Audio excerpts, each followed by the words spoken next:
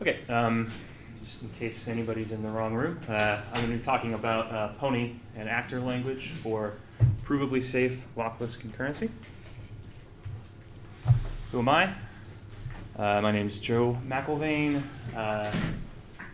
Some people are in the wrong room. Yeah, we are. Okay. Pony. Say your name and everyone runs, apparently. I'm scared of ponies. Yeah, some people have a fear of ponies. Or a fear of concurrency, which we might talk about in a bit. All right, so yeah, my name is Joe McElvain. I work for a company called Citrus Byte. They build, they're a consultancy company that builds some software for, we have a team that works remotely around the world. It's a great company to work for. Really happy to be there. So my GitHub is github.com/JEMC. And you can also find the source code for these slides on GitHub, which is at github.com/JEMC/slides-pony. So it's all generated from Markdown using reveal.js, just to make it easy on myself. All right. So let's start out by talking about concurrency. Now, if you're here, a lot of you probably already know what concurrency is or have a good idea. So I'm not going to tell the full story here, but I am going to tell a nice narrative that plays into what I'm going to talk about.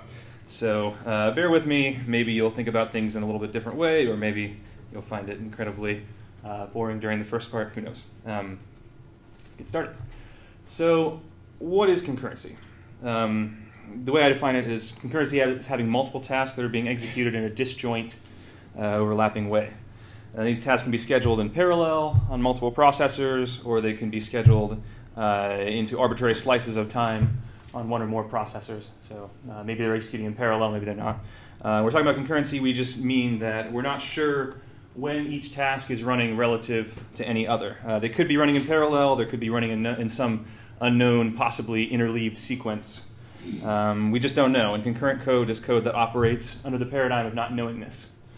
So to be clear, each task itself, when we talk about a task, each task is a linear sequence of operations with a well-defined order, but the timing of operations in a task relative to other tasks is kind of arbitrary and undefined. So why would we want concurrency?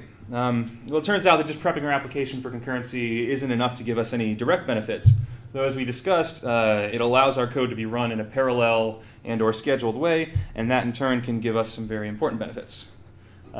We want to be able to add more processors to get proportionally more throughput, so that's scalability. We don't want to have any idle processors, as that would be inefficient. We want to put all of our processors to work for efficiency. So why do we fear concurrency? What's the problem? Well, essentially with concurrency, we want to be able to write applications where we don't know the order in which everything is happening, but we can be sure that the final result is correct. So that may sound a bit difficult because it is. Arbitrary relative timings are a type of non-determinism, and overall, we want our overall application's behavior to be deterministic, so we know what it's going to do. Now we can easily deal with non-determinism where it doesn't matter to us. For example, if I ask you to go get groceries and clean the bathroom and then finish painting the shed, I probably don't care what order you do those things in as long as they each get done. However, if I ask you to go get groceries, deposit the paycheck, and pay the rent, the order in which you do these things might matter a great deal depending on how much money is in our checking account. So depending on how we structure our code and our concepts, the order non-determinism of concurrency can lead to subtle bugs that are difficult to reason about, reproduce, and test for. So here are some broad categories of concurrency bugs that we encounter. There are more. I'm just listing a few and giving some broad definitions. So one or more data race, one or more tasks access the same data in an undefined order, where one or more order possibilities leads to incorrect behavior. Non-atomicity, a conceptually atomic operation, where atomic just means uninterrupted. It can be interrupted by another task if it's not really atomic, where the middle state that the programmer didn't consider leads to incorrect behavior in some of the other tasks. So deadlock is another one.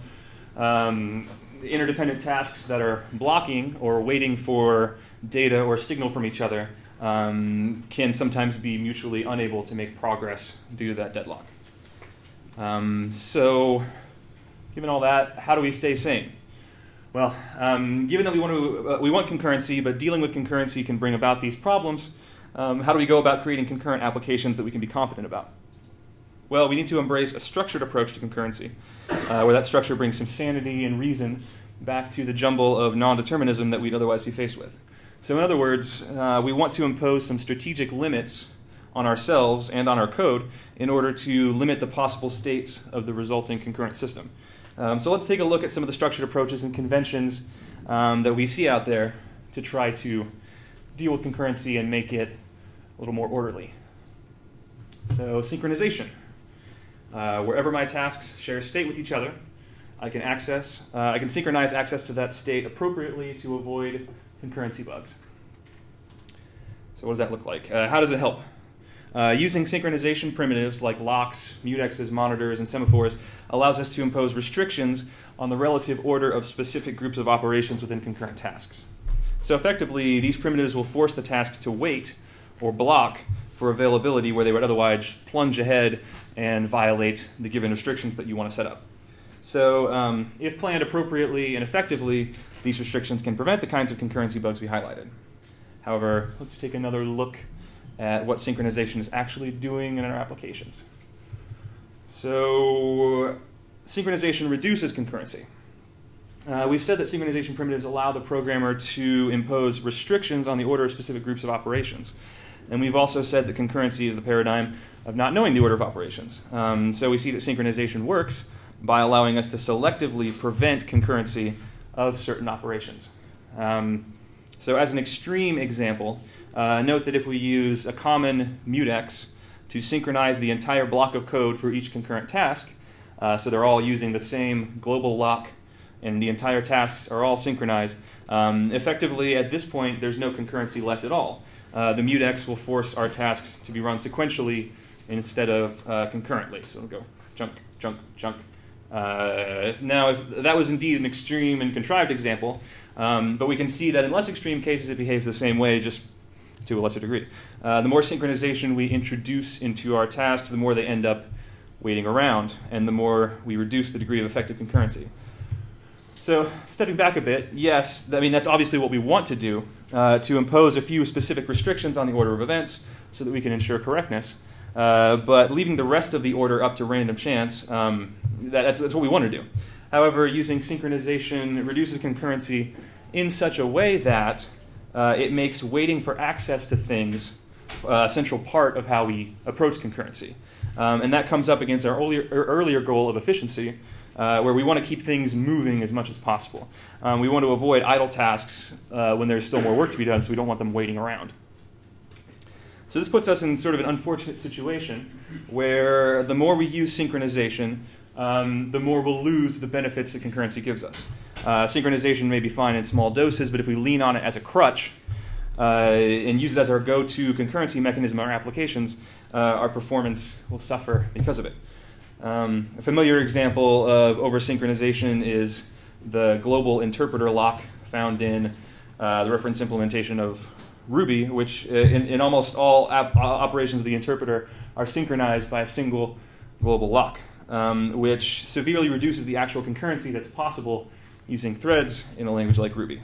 So it's worth noting that competing Ruby implementations, Rubinius and JRuby, improve on this strategy by using many fine-grained locks instead of one single global lock, so that some operations may be concurrent with some others because they're not contending with the same lock. So that kind of takes us into our next area of synchronization being error-prone. So to avoid losing too much concurrency to over-synchronization, we want to use synchronization primitives in a precise, detail-oriented way, synchronizing as little as necessary to be safe. So if we go back to our earlier example of Ruby's global interpreter lock and the work in Rubinius and JRuby to separate these locks into more fine-grained locks, this is basically what we're talking about. More precision helps us keep more opportunities for concurrency while still remaining exclusive where it counts, where we specifically say. So, however, in many cases, this work ends up being pretty non-trivial. And even when it's done, understanding and maintaining it often entails a lot of additional cognitive complexity. So thinking about these locks, the circumstances under which you need to invoke each one, the circumstances under which the total interlocking system might deadlock or otherwise behave badly, it gets to be quite a lot for a human or a tool to think about, especially over a large code base that you're trying to maintain. So in essence, the more precisely we use synchronization, the finer-grained locks we use, the more difficult it becomes to reason about possible outcomes, and the more likely we are to cause or fail to prevent concurrency bugs. So regrettably, again, we're in a situation where using synchronization with concurrency creates a situation where the more performance optimal our code becomes, the more fine-grained locking we use, the more difficult it becomes to understand and maintain. So this is a terrible trade-off. Grappling with it in this way is one of the main reasons why we're afraid of concurrency. And let's take a look at another approach, another convention for safe concurrency that might be a little easier on our brains. Sharing nothing. If my tasks share no state with each other, then safe concurrency is trivial. Well, why is this safe? Well, the concurrency bugs we highlighted were all related to the interdependence of concurrent tasks. So put another way, we get problems when we share state between tasks. So if we want to avoid the problems associated with synchronizing access to shared state, one trivial remedy is to avoid shared state altogether. And indeed, when you can pull it off, this works beautifully. It scales perfectly because there's no relationship at all between the tasks, so there's no possibility of a bottleneck as you try to scale. So if our concurrent tasks are truly independent of each other, the non-determinism of relative timings doesn't matter anymore because they're interdependent. So they're independent. That is, each possible order of events is correct behavior because the tasks don't care about each other at all. So some advantages. I mean, obviously, it's always safe, easy to reason about, easy to migrate tasks between distinct machines, scales perfectly. Disadvantages are, of course, it only applies to tasks that can be made independent. So it breaks as soon as you need to share something. So obviously this doesn't work for all problem domains because sometimes you need to have that shared state that all the tasks can look back to refer to, whether that's a shared database or something else. So let's look at another approach, sharing immutable state. If my tasks share only immutable state with each other, then safe concurrency is trivial. Why is this safe? Well, with some more consideration, we see that it's not quite possible, or sorry, not quite necessary to prohibit all sharing. That rather, it's sufficient to make sure that anything we do share is immutable. That is, it's guaranteed to never change. So if the data in the shared state is guaranteed to never change, then any task can read from it at any time and always see the same data. There's no need to synchronize because a read operation is never going to have any influence over the outcome of another read operation. So these nice properties, as well as others, make immutable data structures a popular choice for shared data. As long as it's immutable, there are no concurrency bugs to worry about. So it's always safe, easy to reason about, provides a nice way to share global data, where before we thought we were limited to sharing nothing.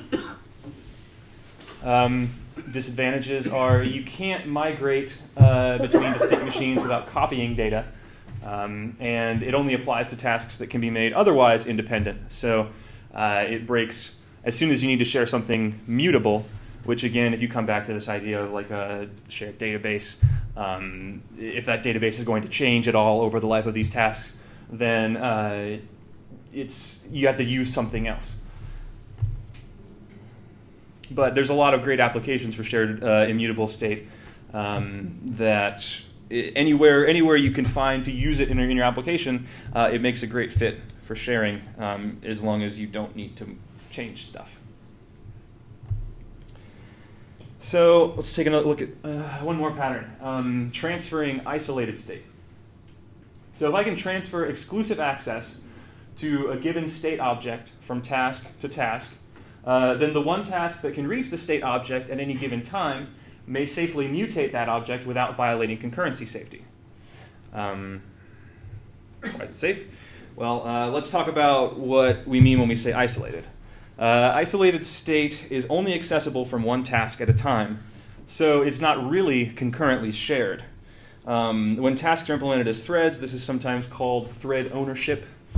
And the state object is held exclusively by a single thread, its owner, and no other thread can touch it. This is clearly safe, but without sharing, it doesn't really solve the original problem fully. So we can't share isolated state among multiple tasks at once, but we can share isolated state across time from one task to another. This is sometimes called message passing or transferring of thread ownership. So when I say securely transferring, I mean this. If we can guarantee that the original task that has the state doesn't hold on to any dangling references to the transferred state, then it is still isolated when it reaches the next task. But if even a single reference is maintained in the original task, then now you've got this state. It's in both places. They both have a handle to it. They can both mutate it. It's a problem. All safety goes out the window because both tasks have access to the same mutable state object at the same time. So this method usually requires strict discipline to avoid leaking references or language support to check and enforce that no references are leaked. So the advantage is it's easy to reason about. There's no mutability restrictions like we have with immutable state. It's compatible with zero-copy optimizations on the same machine. So for example, if I have a pointer to a big chunk of memory and I want to pass it to another task on the same machine, I can do that by passing, well, if it's in the same process, I can do it by, if it shares the same heap, I can do it by passing the pointer. If it's in a different process, I could do something using memmap. But anyway, it's compatible with zero-copy optimizations because I can just transfer the handle to it. I haven't frozen it or made it immutable, so the other task can still go on mutating it and then maybe pass it to another task when it's done. So this is quite a nice one too, but like I said, it will require discipline or language support, and again, it's not truly shared concurrently. It's all over time rather than concurrently shared. Is that jiving for everybody so far? Okay. So what should we choose? We have these choices, or at least we might think we have these choices.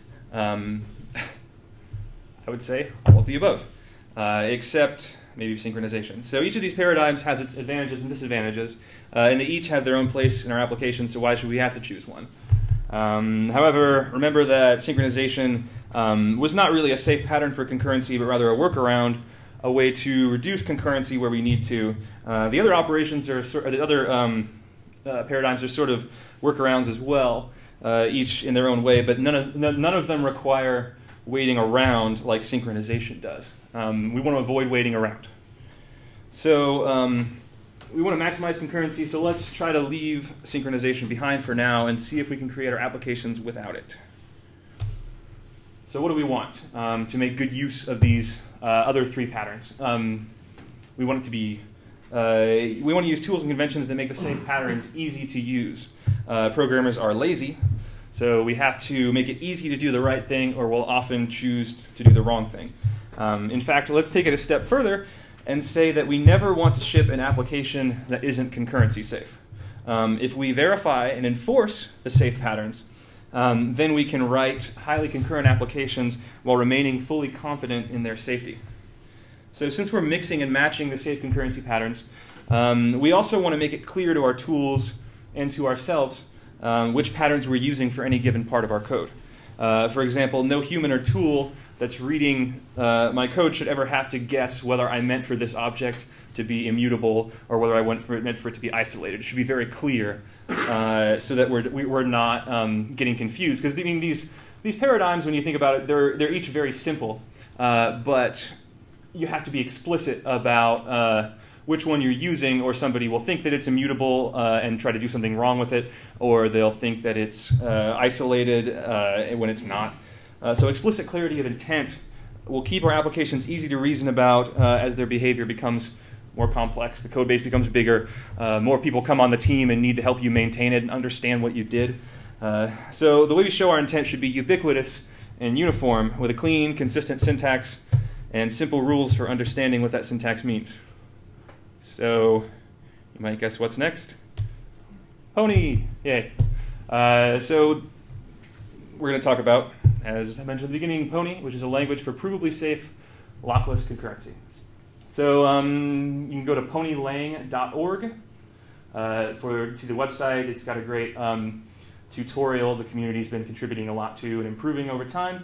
That'll get you introduced to a lot of these concepts I'm going to talk about. You can go through it at your own pace. I had to go through it several times because some of the cognitive overhead of these new concepts are, that we're going to talk about it's kind of difficult to wrap your head around. It's a steep learning curve. So yeah, I'd recommend going, if you're interested, go to ponylang.org, check out the tutorial, check out some of the other bits of information they have there. Also go to github.com/ponylang/ponyc if you just want to learn how to start installing it on your system and play around with it.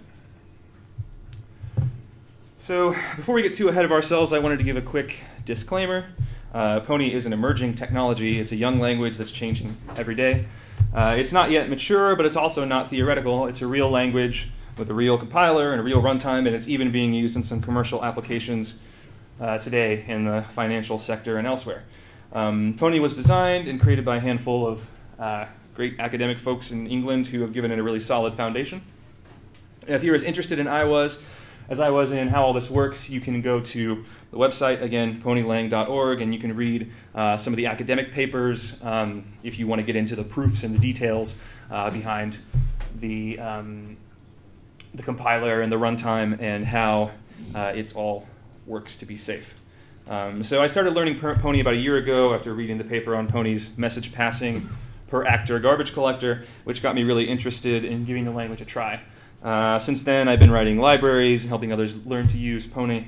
Recently, a couple months ago, I was asked to join the core team and help guide the future of the language in the community. So to me, this is a really exciting time to be involved with the language. I think it holds a lot of promise, and I'm excited about it. That's why I'm here. Pony is a static compiled language. The compiler is the tool that statically analyzes and enforces the safe concurrency patterns we've been talking about. So in case you're not familiar, static just means that it doesn't have to run your code to understand it. If Pony were a dynamic language as opposed to static, it wouldn't start to understand your code until it was running. This effectively means that to do all these checks, it would need to run your code surrounded by a bunch of runtime checks, so extra stuff that had to be executed to check for safety at every point, and which would have the effect of making your application do stuff that it wasn't important to your application logic, and so it might slow you down a bit, as well as making you have to rescue any concurrency errors that come up as dynamic errors that you need to guard for. Having it be static means that you don't have to guard for any of these bugs. Like if you mismatch one of the patterns, the compiler will tell you instead of having to wait till your program's running and then some obscure edge case is triggered and it's like, oh, well, this wasn't safe. Well, I wish you would have told me that ahead of time. So doing this analysis statically allows your application to only spend its time doing business logic. Like I said, it can safely plunge ahead and assume safety of concurrency for whatever it was about to do because that was verified at compile time. So in terms of performance, Pony code should be comparable to code that's written in C or C++, since it compiles down to a minimal LLVM representation that looks a lot like what you might see produced by the Clang compiler, which also compiles C and C++ code using LLVM. So LLVM, if you're not familiar, it's called low-level virtual machine. It's being used in a lot of modern languages as the backbone. So the compiler will generate something that LLVM understands, and then LLVM will generate machine code for whatever platform you're on. So it takes a lot of, it's a nice level of abstraction that's still low level, but it allows the compiler to not have to worry as much about cross-platform and platform-specific code that it needs to generate. So it's a nice project that's being used in a lot of languages like, well, it's partly sponsored by Apple. They use it in Swift. It's Objective-C too. Objective-C, yeah. So it's kind of everywhere in modern languages. Yeah. So Pony should be high performance. There's still the code it generates should be high performance, but that, of course, that doesn't stop you or something in the standard library from using a bad algorithm. So there's always room for improvement. But in general, it's got a nice. It's starting from a nice place. So we'll move on.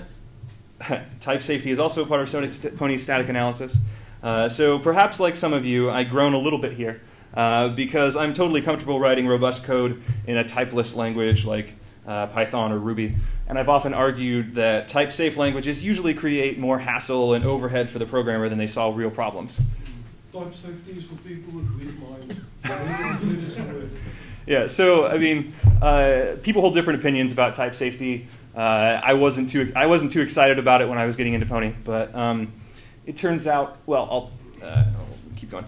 So in Pony, the concurrency patterns we're talking about are part of this type system. So this is a big deal because while it's pretty easy to intuitively understand and reason about the types of objects you're dealing with in each part of a well-written application, or at least I would say so. If the application's written well, I should know what's going to be in each function without having to make the compiler check it for me. But it can be harder, much harder, to understand and reason about how those objects might be accessed concurrently.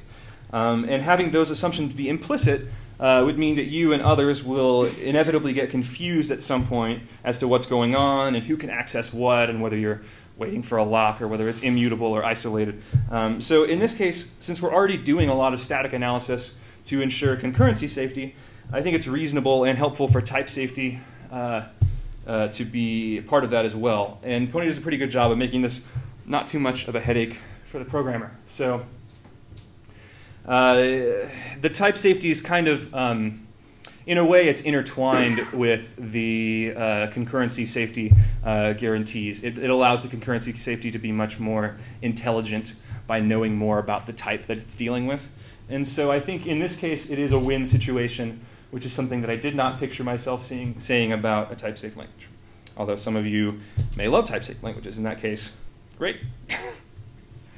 Pony is an object-oriented language. Now, as concurrency becomes more and more important in our applications, a lot of people are turning to functional languages to solve problems we've been talking about, usually with a strong focus on immutable data structures, and often message passing as well. And that's great. Functionally pure languages can be quite satisfying to work with. But if you're like me, you start to miss the convenient abstraction of objects. There's a good reason for this. At least I would argue. Objects and interfaces are really a very natural abstraction for mirroring how humans thinking about solving problems. Well, maybe not mathematician humans, but they're kind of a special case of human. Most of us tend to think they're more like human computers, and that's not an insult. So most of us tend to think in terms of objects when we're thinking about the world, and interfaces that those objects expose, sort of roles that they play. So there's something to be said making our code look more like our thoughts. And functional languages eschew objects because they aren't referentially transparent, making it difficult to enforce safe patterns. And there are some good arguments there. But in Pony, we can get many of these same benefits using objects because both the humans and the tools reading the code have complete information about how our object reference graphs are structured, including the concurrency patterns that each part of the graph is restricted to. So if you're heavily into the functional programming paradigm, some of you might be, this slide probably didn't convince you to embrace objects again. But that's okay because you can write functional code in Pony 2. We have lambdas, we have immutability, we have tail recursion, we have higher order functions like map and fold, and a lot of other features that should make you feel right at home as a functional programmer. In fact, many Pony objects are what we call primitives, which are not allocated and they hold no state. So it turns out they're really more like modules or function holders than they are objects in the traditional sense when they're... Will it box in primitives if you need methods on them? Sorry, what? Will it automatically box in primitives if you need to do methods on? Yeah, so the primitive is treated like the receiver of.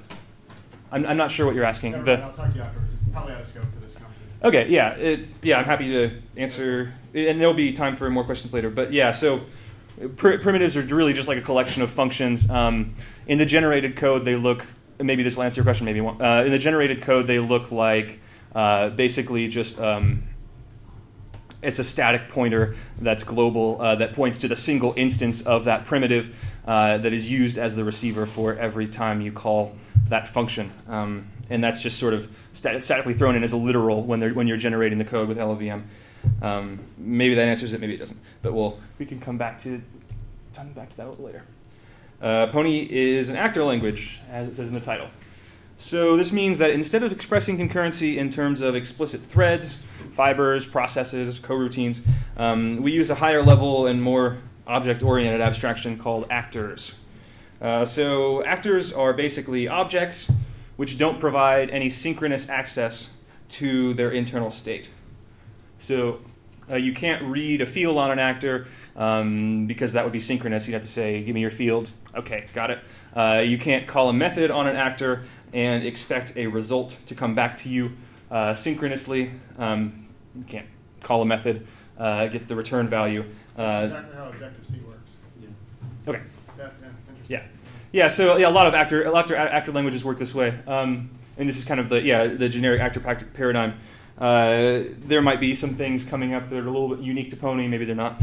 I'm not familiar with Objective-C very much, but yeah. So basically, instead of a synchronous method that you call and get a return value, you pass an asynchronous message that triggers a corresponding behavior, is what we call the response to a message when that message is received.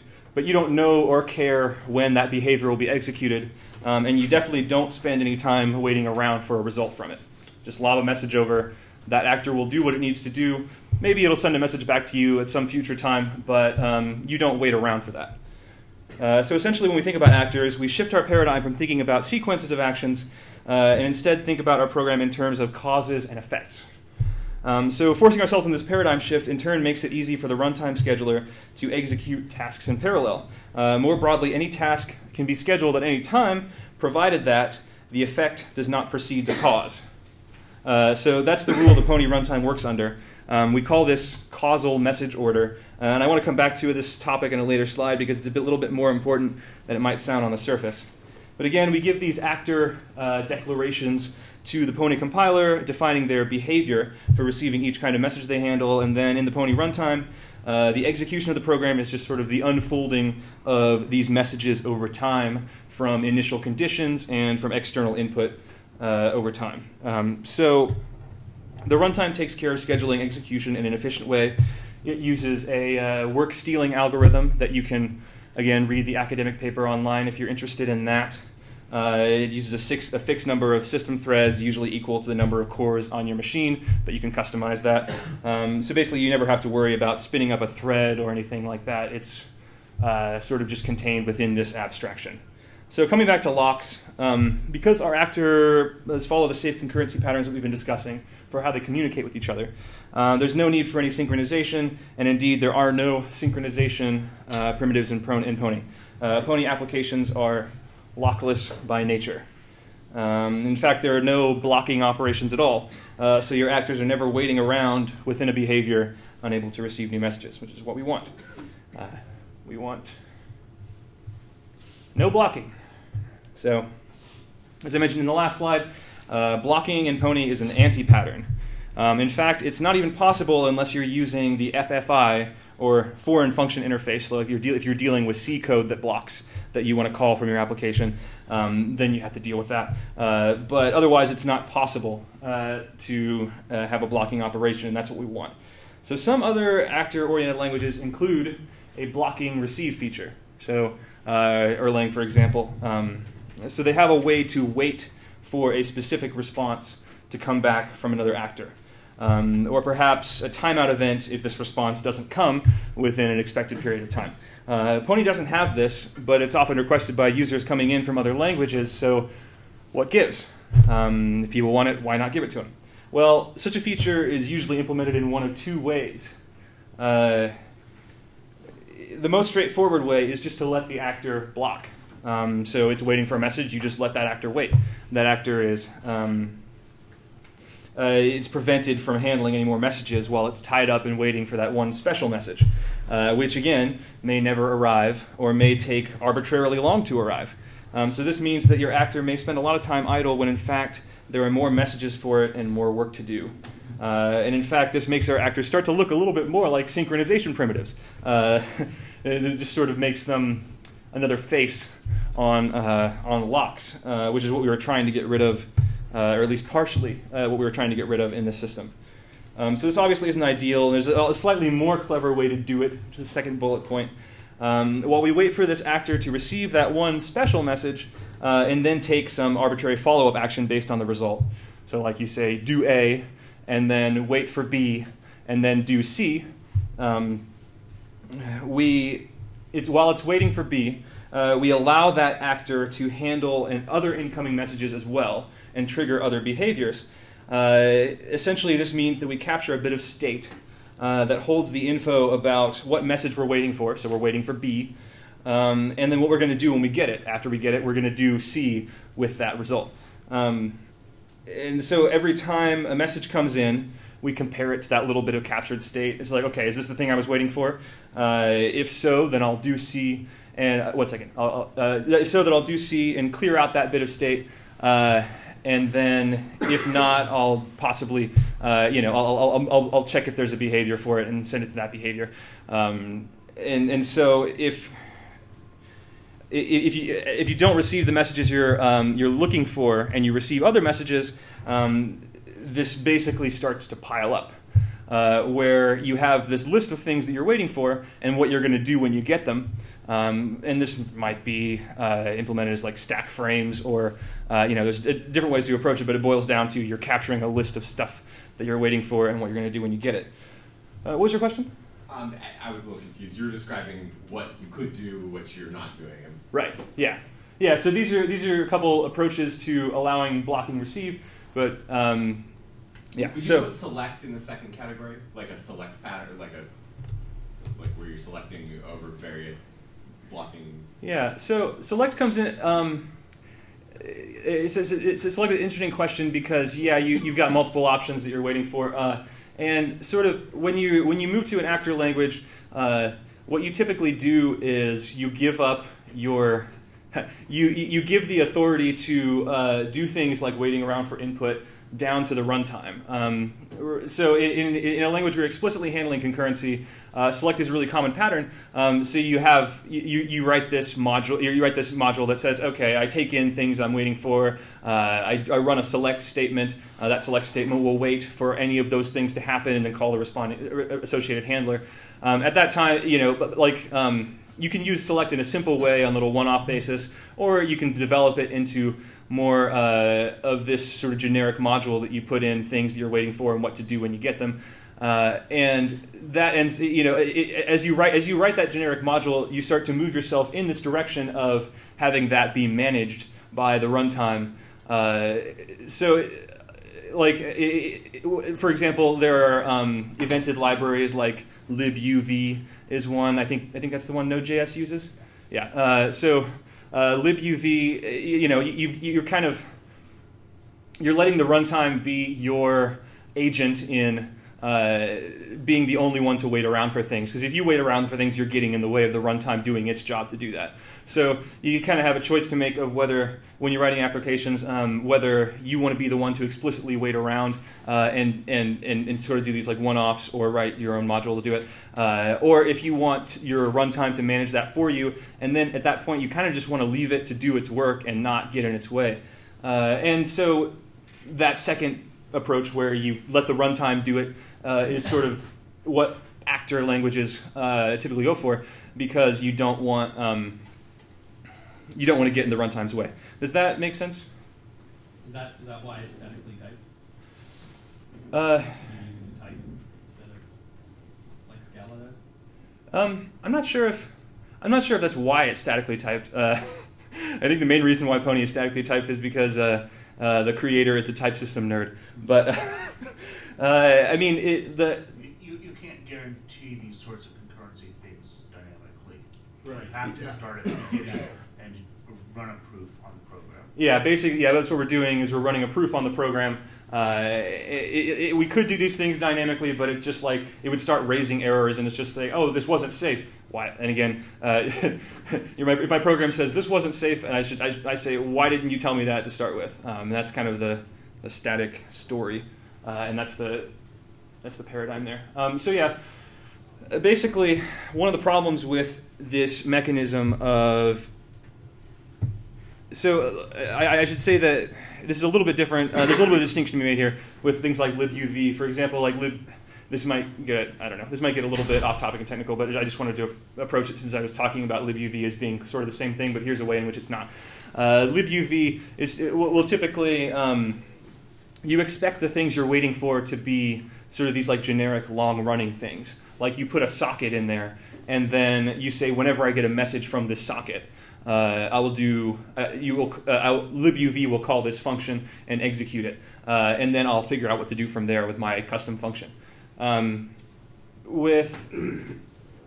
that socket is expected to kind of be around for a long time. You're not, but you know, this thing I'm talking about with blocking receive is sort of more like a one-off. Every time you want to block, you're saying, okay, I'm blocking for this, I'm capturing the stack frame and whatever variables I might use in the following section, and putting that on some list somewhere. So libuv is a little bit nicer in that the thing is long running and it's not ephemeral, and you're not likely to get a bunch of it to pile up if you do rewrite your application. But with this blocking receive, since they're one-offs, basically, if you just get high load and your actor is usually busy, these will start to pile up into an arbitrarily big chunk of memory. And maybe your runtime says, I want to limit that memory to some reasonable amount, or apply some smart algorithm for giving higher priority to blocking receive continuations. But effectively, at that point, you either have the choice of you let memory keep piling up, or you start introducing waiting around and say, I'm going to wait for this specific message before I handle anything else, because I have to reduce the size of the chunk of memory of stuff I'm waiting for. So at that point, once you reach that limit, you're kind of back to the situation of waiting around, which is not what we want. So to make our programs easy to reason about, oh, sorry, I missed one more point I wanted to talk about. Another thing wrong with this sort of one-off, I'm waiting for this list method, is that if you have a behavior of your actor where you do A, and then you wait for B, and then you do C, and your actor is allowed to handle other messages while it's waiting for B, then that changes the fundamental nature of how you think about this block of code of do A, wait for B, do C, into do A, wait for B, and do maybe some other stuff, and then do C. So that means that it's no longer like an atomic transaction. We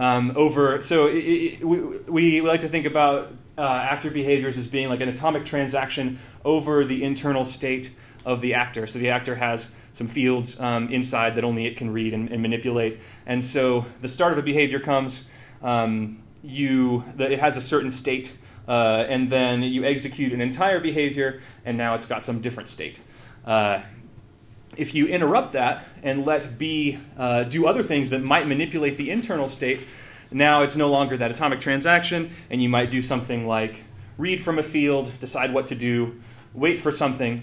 You might not even know you're waiting for something if it's deep down in the function stack that actually does the wait. You might be calling something that you thought was immediate, and it's not waiting, and it is waiting. So you do you read from some internal state, decide what to do, wait for something, then some other message that gets handled, and that internal state is changed, and then it comes back to here when you get to your continuation message, and now you are acting on old information that maybe you don't forget, or maybe you don't remember to check that field again to see what you should do, and you're about to do the wrong thing. Maybe you wanted to plow on through and do the same thing you originally decided to do. But either way, it becomes a situation where this behavior is sort of implicit and subtle, and like I said, you might not know that this function you called is going to block. So you might not know you were supposed to check again, or you might say, I never want to have to check again. I just want, when I call a behavior, I just want the whole thing to execute atomically. And that's what we want. It may not be what you want, but that's what we want. So yeah, you want to be able to call methods without having to go down and check and see if they block somewhere and worry about the rug being pulled out from under you with your state. You want to know what your state is as you go forward toward the end of your behavior. That's the point of the immutable data structures, though, right? Yeah. It guarantees that the underlying state isn't going to change, and then the language hides all of the semantics around the callbacks and the continuations that happen within that pipeline. Yeah, but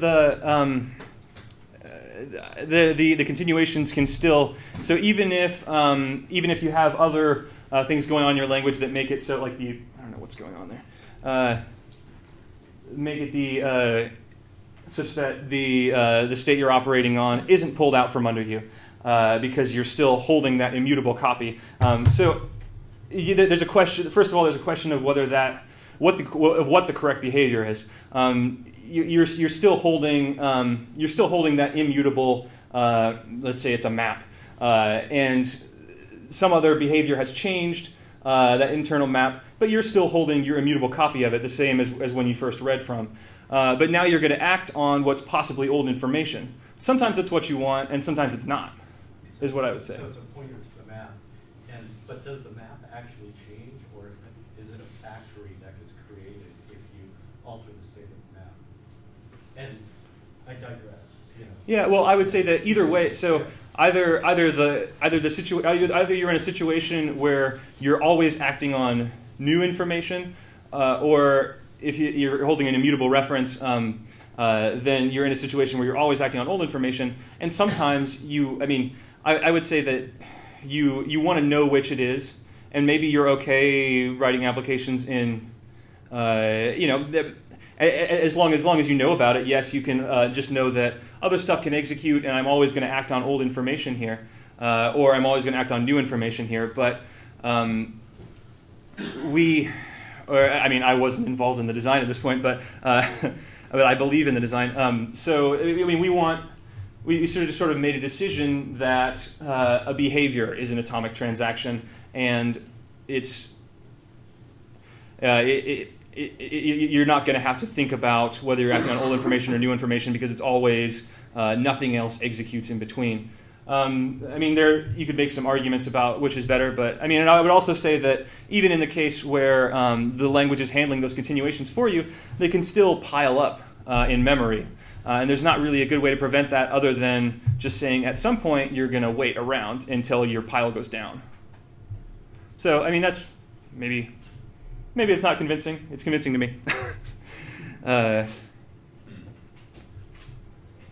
So this kind of brings up, like I said, we choose to be never idle. We don't want to be waiting around, and always atomic. So as long as everyone understands that that's how it works, it's very clear that a behavior is atomic. And this kind of brings up another critical point about concurrent programming. Anytime you try to hide the asynchronous nature of an application to make the asynchronous appear as if it's synchronous, you disguise the truth and you prevent the critical thinking required to make good decisions. So it's kind of like going to a store and ripping off all the price tags to the point where you don't know which items are costly and which ones are cheap. We want simplicity, but we don't want to get it by just sweeping the complexity under the rug. But you do have variable scope you have to worry about. So you have situations where an asynchronous result is going to have to be dealt with outside of your anonymous path. So I agree with what you're saying. It just requires thought to get around it. Yeah. So in terms of variable scope, you're talking about like a closure with your callback? Stuff like that, yeah. Yeah. So Pony's lambdas, by default, they don't allow you to capture anything in them. You can, Interesting. but you can capture things by effectively. I'll get into this a little bit more later, but they have to be sendable. So if it's safe to send, if it's safe to okay, sorry. It's not always true, but if you want your closure, sorry, if you want your lambda to be sendable, anything you capture also has to be sendable. So if I'm passing my lambda to another actor, then everything in there has to be safe. Everything I want to capture into that lambda is captured in such a way where it has to be safe to share with that other actor. So and that's, again, it's enforced by the type system. So if you're creating a sendable lambda, it's like you're sending a message right then, except for you're just packaging up the message and sending it later, along with the code that's in the lambda. And also, just to implementation note, if anyone's interested, but lambdas are implemented as a primitive. So every time a compiler sees a lambda, it takes the code, makes an anonymous primitive with that one function, and then you can basically create a lambda without allocating. And if it captures state, it turns it into an allocated object. But if it's not, then there's no allocation. So yeah. Anyway, so yeah, we don't want to sweep complexity under the rug. We want to distill the nature of the problem and bring it to the surface. And that's how we want to create simplicity. Anything else is just sort of like a false simplicity. So yeah, if we bring the nature to the surface, then it allows us to make smart decisions.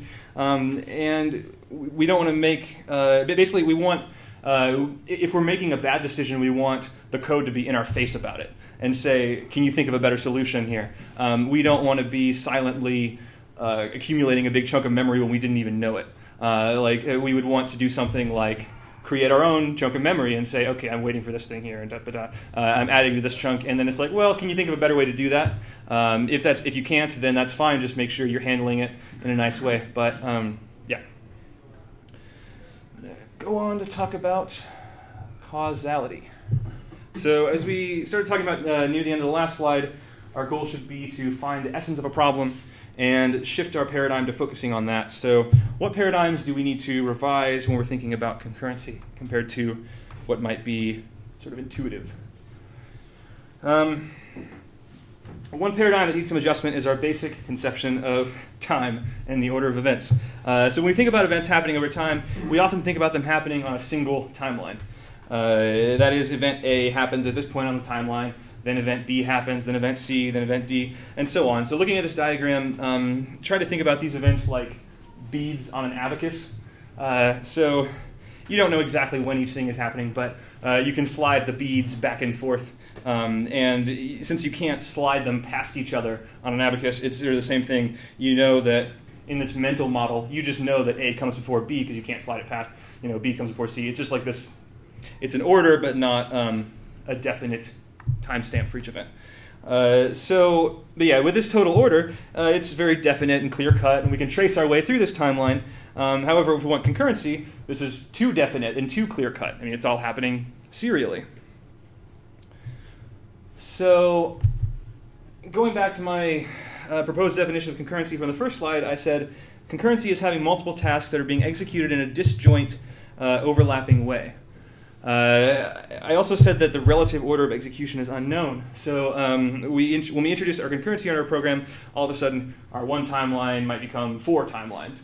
And by chance, maybe event D is happening first, and then event A, then C, then B. And each one of these events is now happening in its own timeline and can be slid back and forth freely based on arbitrary circumstances that we have no control over and no knowledge of. And now they can, slide past each other. There's no longer any definite total order. Everything is happening at once. So that's concurrency.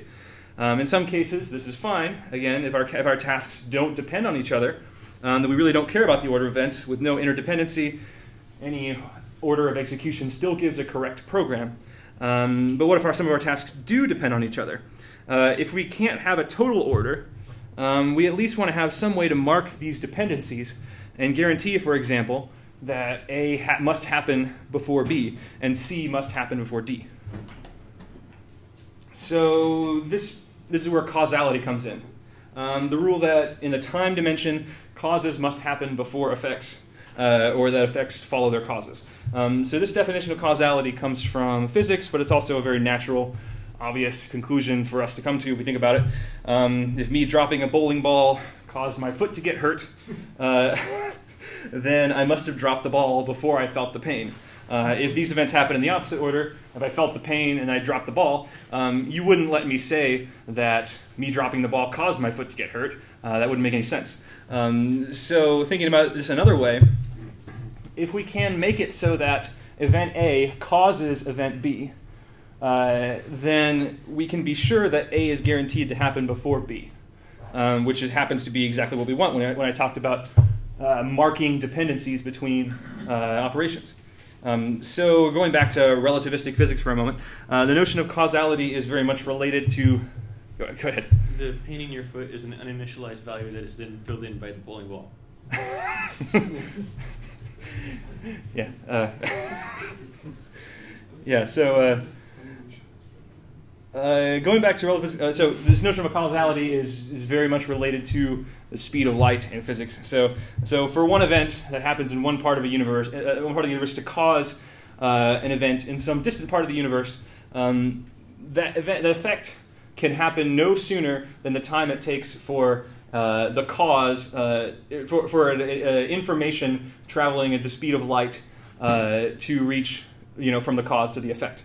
That's just sort of like in physics they call it like the light cone of causality. So let's take a cue from the universe and use the same mechanism to introduce causality in our programs. Let's send a message from one particular actor to another at the speed of light, or as close as our hardware can get. When that message from actor A reaches actor B knows that event A has already happened.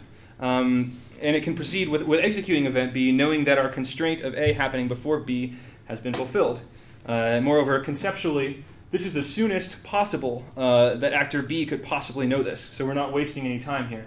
So if you if you're saying, well, what if I had some third party that's watching it and it say, okay, I saw A happen, now I'm gonna trigger B. That would be two messages. So this direct transfer is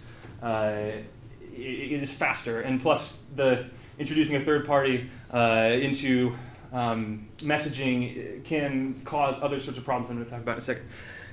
But just so we see that in this simple case, just by using actors and passing messages between them, we get this basic kind of causality for free.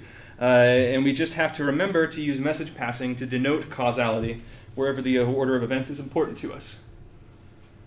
So it's a little hairier when we talk about forking of message routes.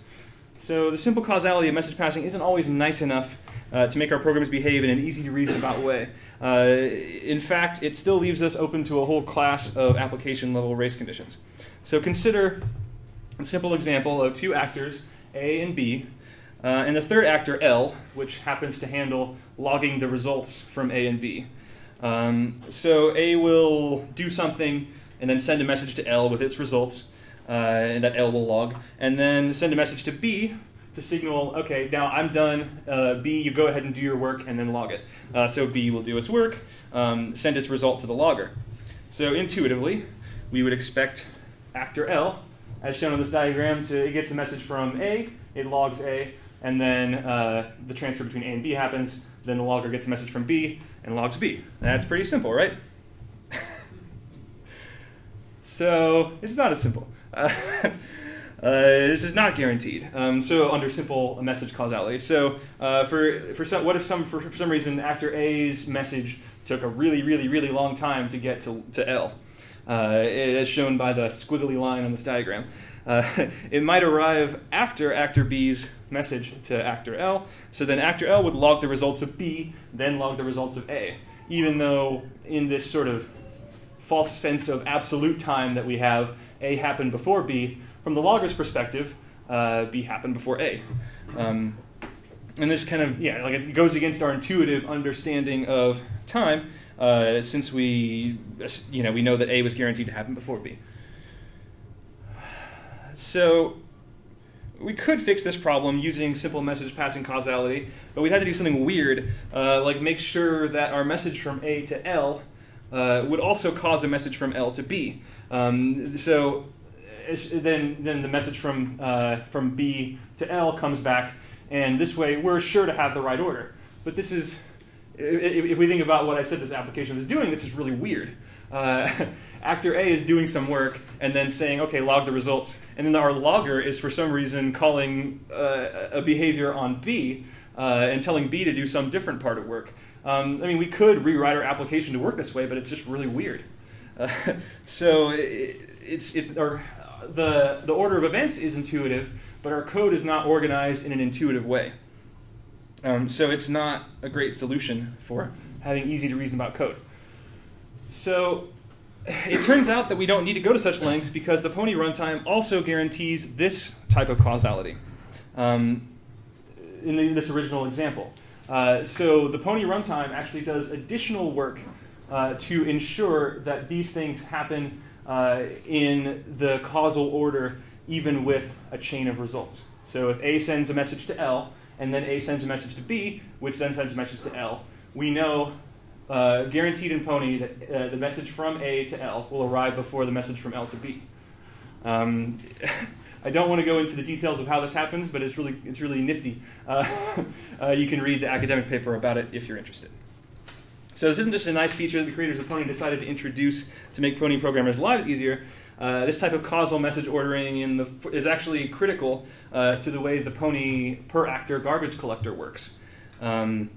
It's got a per actor garbage collector that uses message passing to track references across actor boundaries.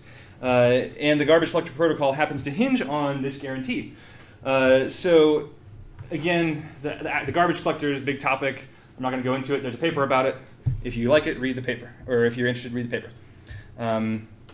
Let's talk about something else that is not quite concurrency related, but it's something else that I think sets Pony apart from a lot of its competitors, or collaborators, depending on how you want to think about it. So there's one Pony paradigm I wanted to mention before we move on to some concrete code.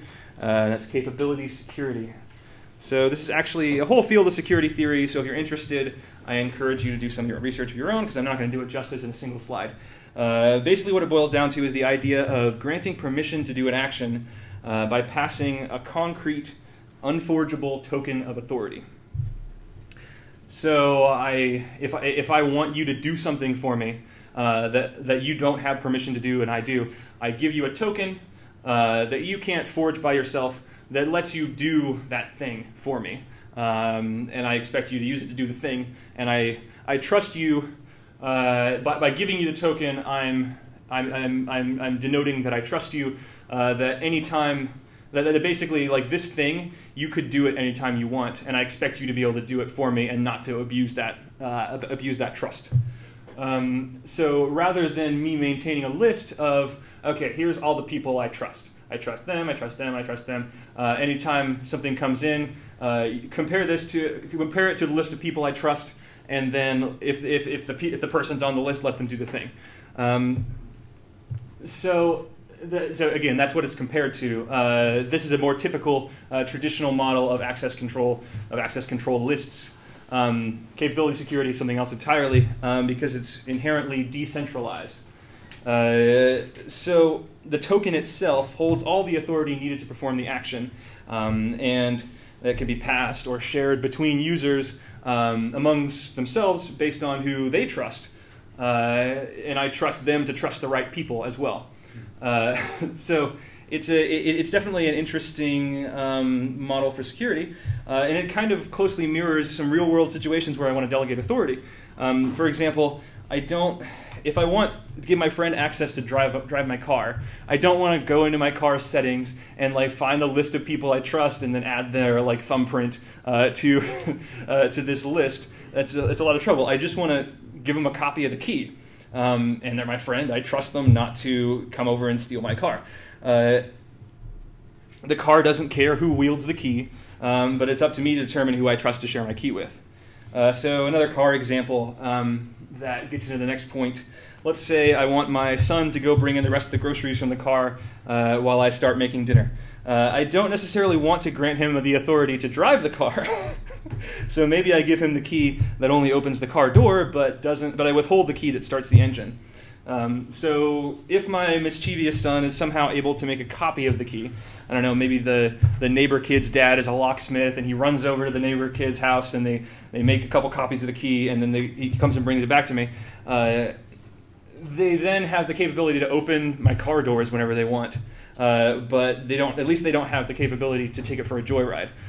So this is the principle of least privilege.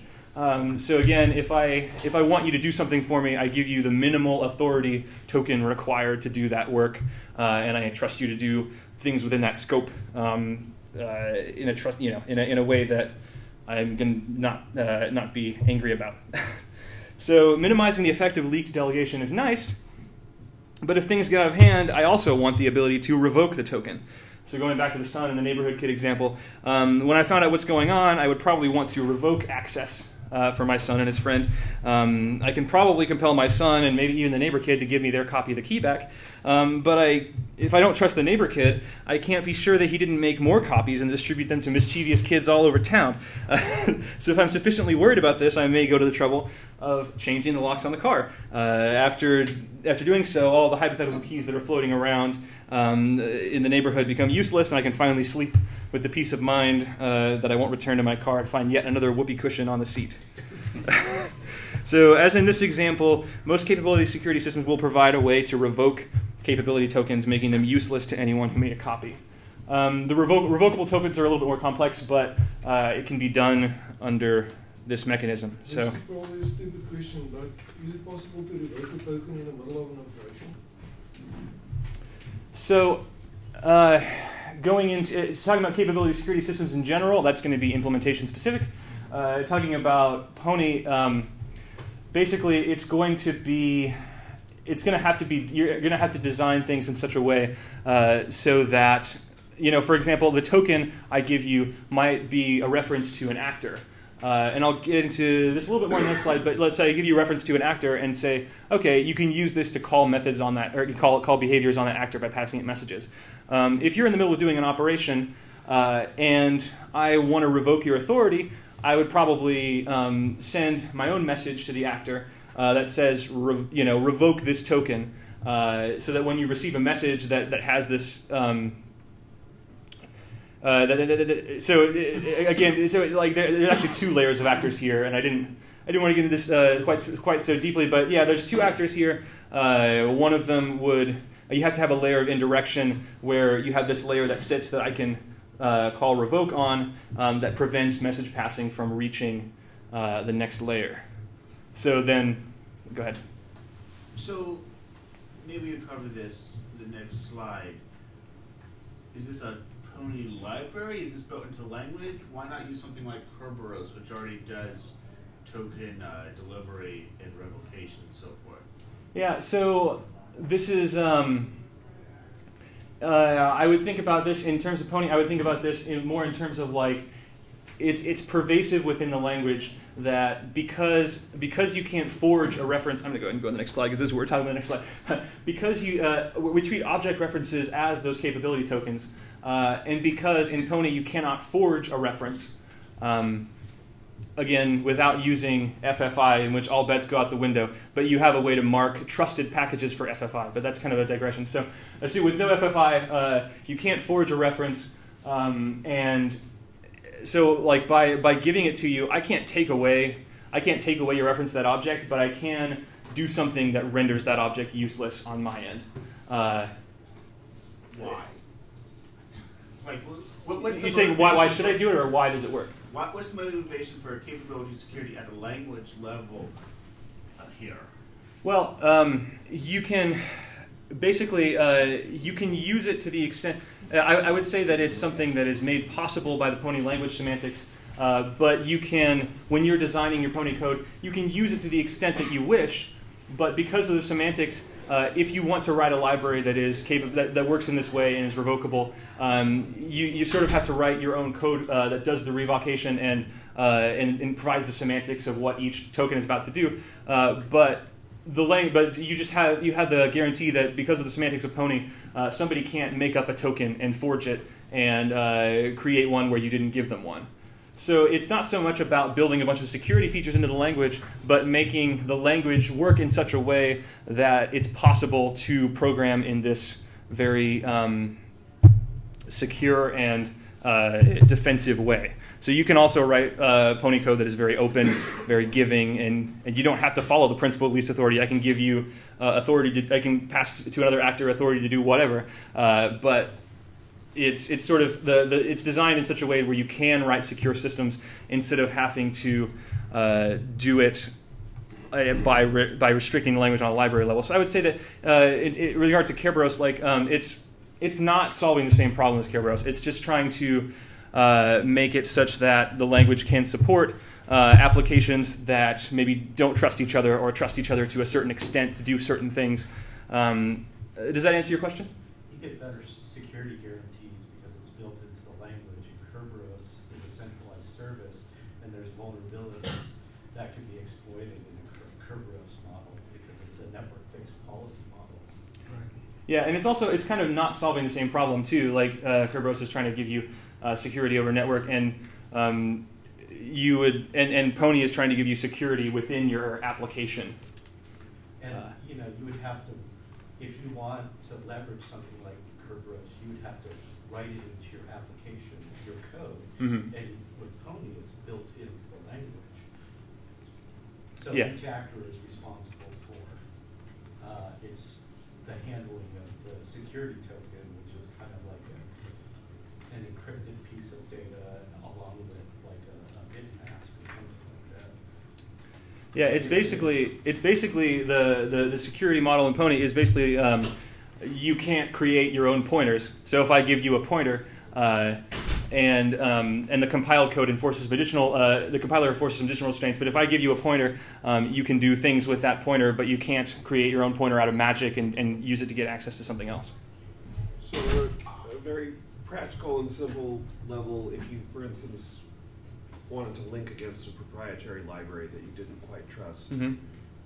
this would be an example where you could say, okay, I'm going to authorize actors from this library to do this very specific action. Mm-hmm. I don't know if they're malicious about other stuff, but they're not going to be able to. Yeah.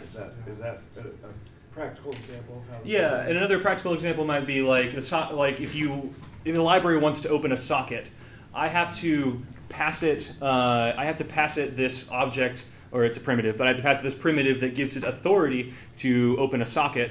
There's no way for it to get access to that primitive without me giving it to it explicitly. And sort of when you start your application with the main actor, you get this object that holds kind of all this authority encapsulated up in it, and you can pick out various parts and send that to other actors. And you can also make up your own authorities by just creating your own primitives that do things and only passing them where they're needed. But in general, like it's things like ambient authority, like the ability to read and write files. I don't want. If I don't trust a library, I might not want it to be able to read or write files or open a socket or whatever. So I don't give it that authority. If it asks for it, I just have to either I have to decide for myself whether I do trust this application enough or just not use the library. So does that make sense? Not that there'd be any reason to, but can the master authority key be revoked? I mean, so it gets. There's been this. There's been some discussion about this. So basically, it comes down to how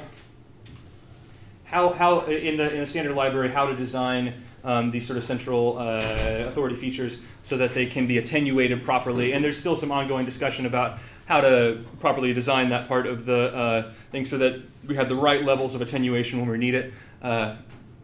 But the core answer is that the root token that you get can be. You're not going to be able to change the behavior of that by doing anything other than filing a pull request to the language or forking the language. But in your own applications, each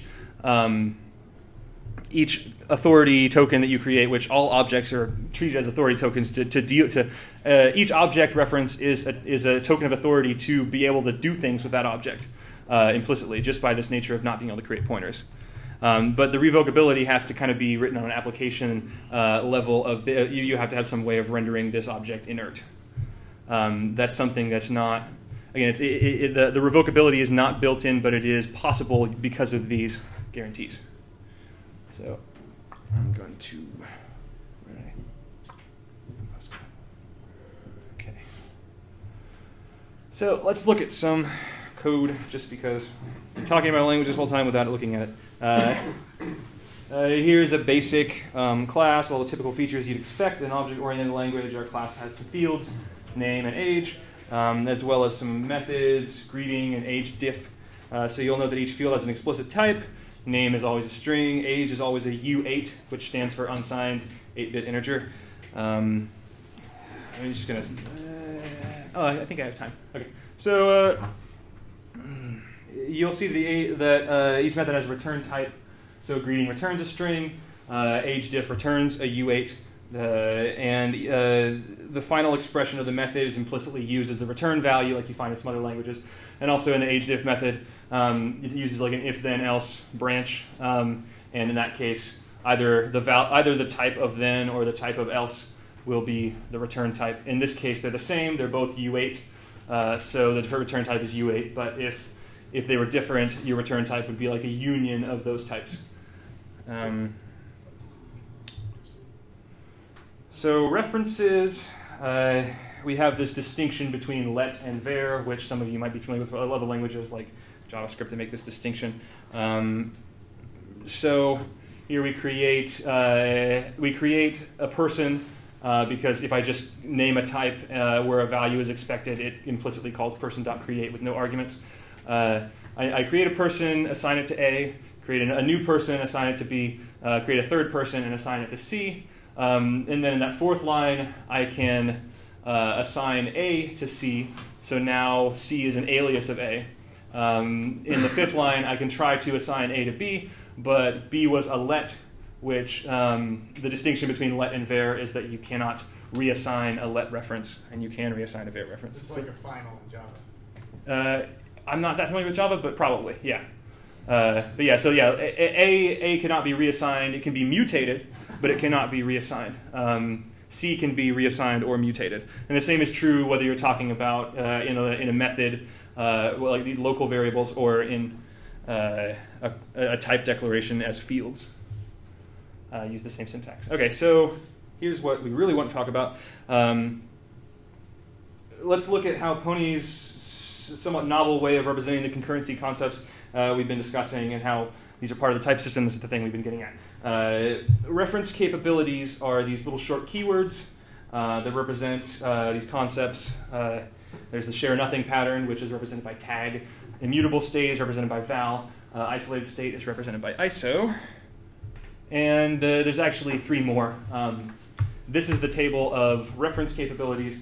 And basically, every time you declare a reference to an object, so that's like, it's not the object itself, but it's a thing you hold that points to the object, it has this reference capability attached that is either explicit or implicit if there's like a default reference capability that you want to use. So basically, these reference capabilities dictate what you can do with these three, the third, fourth, and fifth column. It dictates what this reference is allowed to read and write to the object, whether other references are allowed to read and write to the object, and then as a consequence of those two, whether that object is safe to send, which we call sendable. So a reference capability can only be sendable if doing so would be guaranteed to follow one of those three patterns we talked about before that is safe. So let's take a look at what each one means. Ref is a mutable reference. It's basically, in most object-oriented languages, a ref is just like your default thing. You can read and write to it. Other people might be able to read and write to it. If you both need to do it at the same time, maybe you put a lock around it. But so because it's not, because it's concurrently readable and writable, it's not sendable.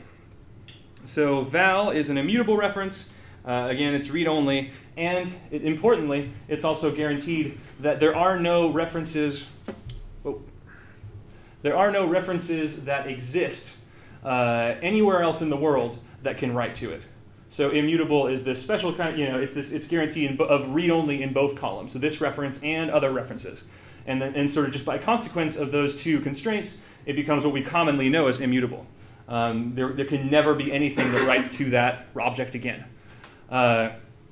Box is a read-only reference to you, but there's no constraints on what any other object might, or what any other reference might be able to do with it. So, for example, I can create a ref. I can have a reference that is of type ref, and I can, from that, create a box, send it to you. You can only read the box, but I can still write to it. Or maybe it's some other type on my end, but all box knows is the box reference can just read it. Other references might be able to do anything, and because it doesn't provide that second guarantee that val provides, it is not sendable. I mean, interestingly enough, I can also have a val, but if I give it to you as a box, you don't know it's a val, so you can't treat it like a val. You can only treat it like a box. These capabilities sort of they arrange themselves in a graph to where sort of ISO is the highest, the most guaranteeing form, and you can sort of derive other ones by downgrading capabilities from there. So yeah, moving on to ISO. ISO is read-write unique, so it is my reference can read and write to it, but nobody else anywhere has any access to it. And that's enforced by the type system by if I try to make an alias of it, that alias will have to be a tag, which we'll get into later, but a tag has no access. So the only way I can give you an ISO is by giving up my own ISO, and that's enforced by the type system and by the way these downgrades work. So it is sendable, but I have to give up my reference to it to send it. So in Pony we use the keyword consume to create an ephemeral reference that can be transferred and aliased as itself. So tran is a similar one. It denotes like a transitional reference that is typically like I want to create a mutable object, but I want to do some methods on it, put some data in it, and then I want to convert it to an immutable object by downgrading from tran to val, depending on how you want to look at it. Like I have a reference that can read and write, but no other references exist that can write. They can just read. So when I give up my read-write reference, then a val can be created from that because no write references exist anywhere. And so tag is sort of like the lowliest reference capability. You can't do anything with it except for just like know that the object exists and you know its address. But it actually turns out to be a little more useful than that because tag is what we use to refer to other actors in Pony. Basically tag, it grants you no synchronous access to any of its fields or its methods, but you can lob messages at it. And because the tag is like an address, you can lob messages at it, it'll receive it, and it can respond to them how it chooses. But it won't give you anything synchronously. And so a tag is also sendable. I can send actor references freely because those guard all of their internal state with this type system. 5 minute flag. 5 minute? Okay. Whew. All right, so I'm not going to get through everything. All right. So I might get close. Okay. So just getting into how these reference capabilities are used a little bit. This is not going to cover everything, but over here we have like a truncated version at the top of our first example, and then the second one is that same example, but with all of the reference capabilities added in. So I kind of intentionally constructed an example in the first one that doesn't have any reference capabilities so that they wouldn't be there distracting when I was going over what's going on here. But because everything in Pony has kind of like a default reference capability based on what it is, this bottom one shows the expansion of what those defaults are. So, for example, string and U8 are val by default. I mean, U8 you can't really picture mutating a number, so U8 always ends up being val. But you can create mutable strings as well. You can create a string ref. You can create a string ISO. But if you don't specify anything, it's a string val, and that's what string literals are. So they don't require any allocation. They're in a string table. To get a mutable string literal, you have to copy it to something mutable. The person type has a default reference capability of ref, So anytime I create a person, it's just like a vanilla ref type with no real restrictions. But I can create an ISO one if I want by specifying person ISO. Age diff, this is kind of where it gets interesting. Age diff is, so the argument has, the argument that, which refers to just like another person. The argument that has a person ref, reference capability. The return value has a reference capability, but also the method itself has a reference capability. So what is that referring to? Well, since it's an object, object methods have implicit access to the receiver, which is the person itself, which we call this in Pony, but some languages call it self. So if you have, here you're referring to age, where it would otherwise be called this.age. You know, this.age is greater than that.age. So it has implicit access to self or this. So we have to have, the method has a way of notating what kind of access it has to this. So age diff has box access to person because it only reads from its fields. So I could create it as a fun ref, age diff, and it could write to the fields, or I might not choose to write to the fields, but if I create it as a fun box, it cannot write to the fields. And that kind of turns out to be important, both for some optimizations the compiler can do in the back end, knowing that it's read-only, but also for how you can call the object. So if I create it as a fun ref age diff, that means it's going to mutate the fields. That means if somebody has a person box sitting around, they can't use that person box. They can't call this method because it needs to write. It uses the ref capability, and box is, ref is not a subtype of box. So by marking it box is sort of the most flexible in this case because I only need to read state. So box does only that. It guarantees that I can read to it and doesn't make any other guarantees. So it turns out to be, the method capability turns out to be really important because it's the viewpoint by which the method sees the object itself. I guess there's a couple other things I want to talk about, but so this is kind of, it's kind of steep, but anybody have any, whoa. Okay, well, yeah, we'll move on to... I got one question. Yeah. Is there like a linter or something like that? It seems like you can get lazy and use the wrong thing because it's just sort of easy and that's what you know. Is there something that says you might want to lock it down a little bit more, or you don't really need this? Yeah, so that's a good point. There's been some discussion about that, and I think that's on the roadmap. I mean, right now, it'll obviously tell you if you're doing something impossible, but we've been adding some more helpful messages to the compiler as well. It's like, maybe you meant to do this sort of thing, and that's definitely on the roadmap. We're trying to improve. Like, this stuff is kind of steep and hard to keep track of sometimes, especially as you get into things like viewpoint adaptation, where I have an object that has fields, and then the reference capability for that object transforms how the reference capabilities of those fields look to me. It gets kind of complex, and so it would be helpful to have more maybe you meant to messages like that.